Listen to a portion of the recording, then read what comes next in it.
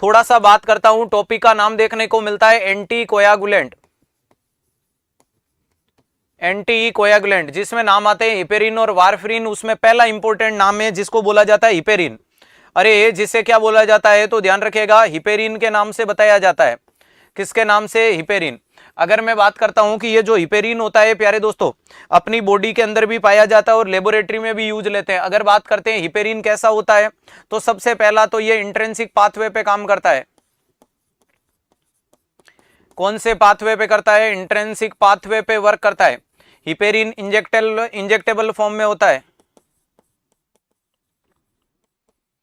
Injectable form में देखने को मिलता है। हिपेरिन अपना काम 3 से 4 घंटे के लिए दिखाता है। हिपेरिन प्लेसेंटा क्रॉस नहीं करता है, not cross placenta.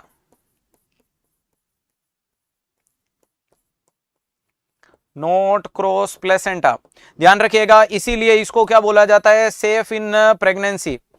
Safe in pregnancy, ये प्रेगनेंसी में सेफ है। अरे ये किस में देखने को मिलता है? प्रेगनेंसी में सेफ देखने को मिलता है। नेक्स्ट अगर कंडीशन को मैं भांपने की कोशिश करूं, इसका एंटीडोट क्या देखने को मिलता है? हिपेरिन का एंटीडोट क्या देखने को मिलता है? तो याद रखिएगा प्रोटामाइन सल्फेट। हिपेरिन का एंटीडोट क्या होगा? तो प्रोटामाइन सल्फेट। हिपेरिन के साथ में अगर बात करते हैं कि हिपेरिन का रूट क्या होता है, तो ध्यान रखिएगा सर, आईवी दे सकते हो या सबक्यूटेनियस दे सकते हो। हिपेरिन को आईएम नहीं देना है, आईएम से क्या हो जाएगा? हिमेटोमा हो जाता है, हिमेटोमा हो सकता है। तो ध्यान रखिएगा आईएम कभी नहीं देना है, कॉन्ट्रा इंडिकेट होता है हिपेरिन आईएम, ध्यान रखिएगा। नेक्स्ट बात करते हैं हिपेरिन के साथ कौन सी जांच करनी है, तो आपको जानकारी देना है APTT, activated partial thromboplastin time. Activated heparin और हीमोफीलिया के साथ कौन सी जांच करोगे? Activated partial thromboplastin time.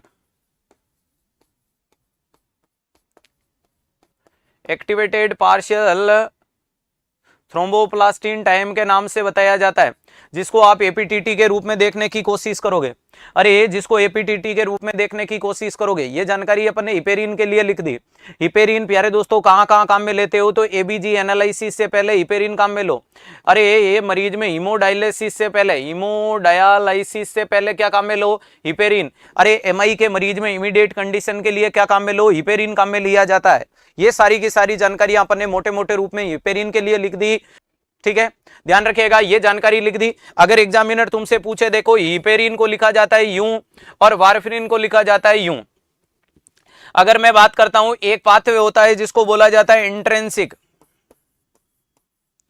Intrinsic, और एक पाथवे होता है जिसको बोला जाता है एक्सट्रिंसिक पाथवे। अरे ध्यान रखिएगा, एक्सट्रिंसिक पाथवे और इंट्रिंसिक पाथवे, ध्यान रखिएगा। कोएगुलेशन के लिए 2 पाथवे चलते हैं, पाथवे, ध्यान रखिएगा। अगर मैं आपसे बात करूं, इसको लिख दिया हिपेरिन और इसको लिख दिया वारफेरिन। अगर मैं प्यारे दोस्तों, कंफ्यूज मत होना, बच्चे अधिकतर कंफ्यूज हो जाते हैं हिपेरिन वारफेरिन में।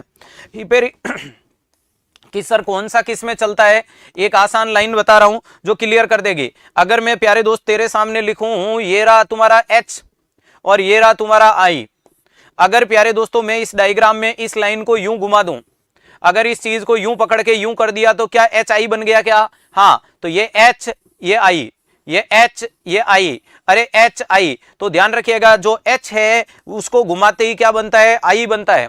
H को घुमाते ही क्या बनता है? I बनता है। ऑनलाइन वालों को कहां डेमो की जरूरत है बेटा? तुम अब मुझसे भी डेमो लोगे? कमेंट करके बताओ कितने बच्चे हैं जिनको सिद्धार्थ सर से डेमो की जरूरत है कि सर हमें देखना है।